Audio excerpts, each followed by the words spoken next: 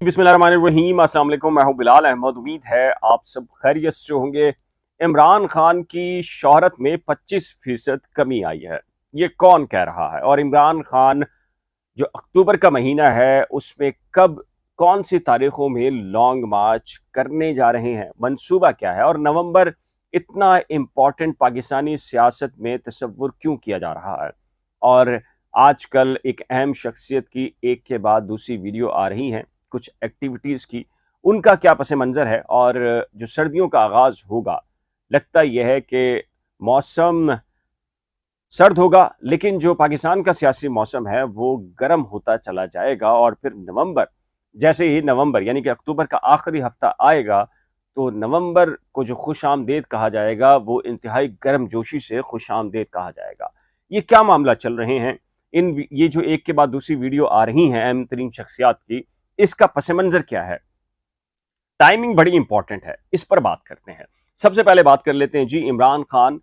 Definitely जी 8 पाकिस्तान तहरीक इंसाफ की जो खाली नशिस्तें थीं, उन पर पाकिस्तान तहरीक इंसाफ ने इलेक्शन लड़ा। 7 पर इमरान खान ने, 8वीं नशिस्त मुल्तान में। जाहिर है कि शाह महमूद कुरैशी, उनका आबाई सीट मलकियत तस्वुर की जाती है, और महर बानो जो कुरैशी हैं, साहबजादी जैन कुरैशी उनके साहबजादे।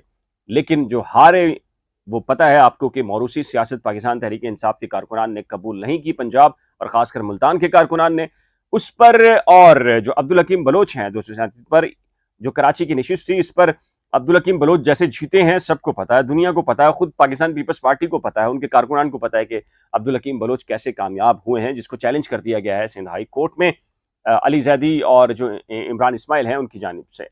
कहा यह जा रहा है कि 8 नशिस्तों में से इमरान खान 6 में कामयाब हुए हैं। इसका मतलब यह है कि इमरान खान की जो पॉपुलैरिटी है वो माजी के मुकाबले में अब कम हुई है, और उसकी जो एवरेज जो मुखालफिन निकाल रहे हैं, JUI के कारकुनान हो, पाकिस्तान पीपल्स पार्टी के सपोर्टर्स हों, या नून लीग के जो मतवाले हैं, वो ये कह रहे हैं कि जी 6 में से अगर 6 नशिस्तें वो जीते हैं, 8 में से तो 2 लूज किए हैं, तो इसका मतलब है 25% बनता है। तो 25% इमरान खान की जो शोहरत है उसको धचका लगा है, और जो टर्न आउट है वो भी कम है। लेकिन मेरा ख्याल है कि जी टर्न आउट के ऊपर हमेशा से सबको पता है, संडे का दिन इतना इंपॉर्टेंट नहीं होता। इंपॉर्टेंट होता है कि जनरल इलेक्शन के अंदर एक मोमेंटम बना होता है, माहौल बना होता है मुल्की सतह के ऊपर। और जब जब ज़िमनी इलेक्शन होता है तो ज़िमनी इलेक्शन के अंदर माहौल उस तरह का तैयार नहीं होता, ये एक हकीकत है।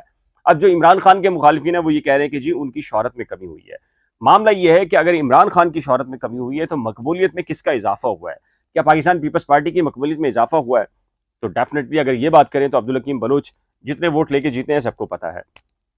मुल्तान के अंदर नून लीग जो राइवल रहे हैं, जिन्होंने पेट फाड़ने की बातें की हैं, शहबाज शरीफ ने, आसिफ अली जरदारी की, उन्होंने यूसुफ रजा गिलानी के साहबजादे को सपोर्ट किया है। और इसका मतलब यह है कि इमरान खान का जो बयानिया था कि सब एक हैं, ये स्क्रीन पर आकर माजी में हुकूमतों के अंदर बैठकर एक दूसरे के खिलाफ जितने भी केसेस बनाए, लेकिन अमली तौर के ऊपर ये एक हैं। और इमरान खान का जो बयानिया था वो मुल्तान के अंदर पाकिस्तान पीपल्स पार्टी के कैंडिडेट को, अली मूसा गिलानी को, नून लीग ने सपोर्ट किया। इससे यह बात साबित होती है इमरान खान 8 में से 6 नशिस्तें हासिल कर गए। मुखालफिन भले से ही कहते रहे कि जी 25 जो फीसद है इमरान खान की पॉपुलैरिटी वो कम हुई है, लेकिन जो आज़ाद तजियाकार हैं, आज़ाद सियासी मुबस्सिरीन हैं, वो ये कहते हैं कि इमरान खान, एक चीज़ तो वाज़ेह हो गई है, नून लीग भले से पंजाब के अंदर जितना भी वोट बैंक रखती हो, जितनी भी नशिस्तें हासिल कर लें, उनकी सीट्स कराची में उस तरह नहीं निकलती, बलूचिस्तान में वैसे नहीं निकलती, KPK में वैसे वो नहीं कामयाब होते, या KPK में कामयाब हो जाएं तो कराची में नहीं होते और बलूचिस्तान में नहीं होते। यही हाल पाकिस्तान पीपल्स पार्टी का है, यही हाल दीगर सियासी जमातों का है। लेकिन इमरान खान वो सियासी लीडर है पाकिस्तान में वाहिद, जो मर्दान हो, पिशावर हो, ननकाना साहब हो, फैसलाबाद, नून लीग का गढ़, जी हाँ, उस पे नून लीग का गढ़, वहां से इमरान खान जीत रहे हैं, फिर कराची से जीते हैं, और उन्होंने MQM के जो उम्मीदवार हैं उनसे बहुत बड़ी मार्जिन के अंदर उन्होंने कामयाबी हासिल की है। ये एक अलग बात है कि जी टर्न आउट कितना रहा, उसके मुख्तलिफ किस्म के जो इशूज़ हैं। आपको पता है कि बानी MQM अल्ताफ़ हुसैन ने भी कराची के अंदर जो बाइकआउट करने का ऐलान कर रखा था, और वो खासा पॉपुलर था NA 239 में, और उसकी वजह से टर्न आउट वाकई कम रहा है। और ये बात भी दुरुस्त है कि पाकिस्तान तहरीक इंसाफ कराची जो है वो यहाँ के शहरियों को उस तरह मोबिलाइज नहीं कर पाई, कारकुनान को मोबिलाइज नहीं कर पाई, और आम शहरियों को उतना नहीं निकाल पाई जितना कि पाकिस्तान तहरीक इंसाफ को ये बड़ा चांस मिला था कि कराची की ऑनरशिप के हवाले से।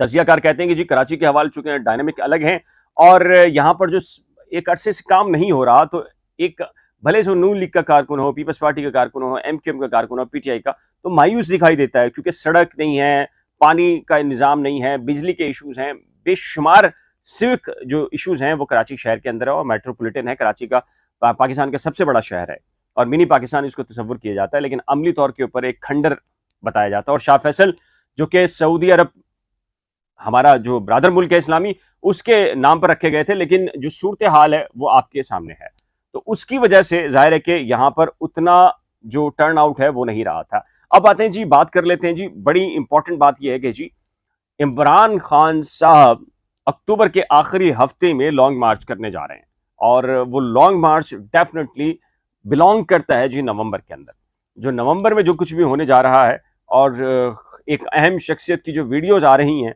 और लोग उसको देख भी रहे हैं, खुशी के लम्हात की हैं, डांस करने की हैं, मुख्तलिफ एक्टिविटीज़ की हैं, तो या मुस्कुराने की हैं, तफरीह की हैं, तो ये सारी की सारी चीज़ें जो हो रही हैं वो डेफिनेटली नवंबर के अंदर एक कोई बहुत बड़ा गेम बन रहा है। किसने आना है और किसने जाना है, किसके आने और जाने से मामला किसी एक फर्द का नहीं है, बल्कि मुख्तलिफ पॉलिटिकल पार्टी और उनकी लीडरशिप का है। किसने लंदन से पाकिस्तान आना है या लंदन से सियासत करनी है, क्या होगा क्या नहीं होगा, इस सब का दारो मदार नवंबर के अंदर होने वाली तकर्री से मुतालिक है।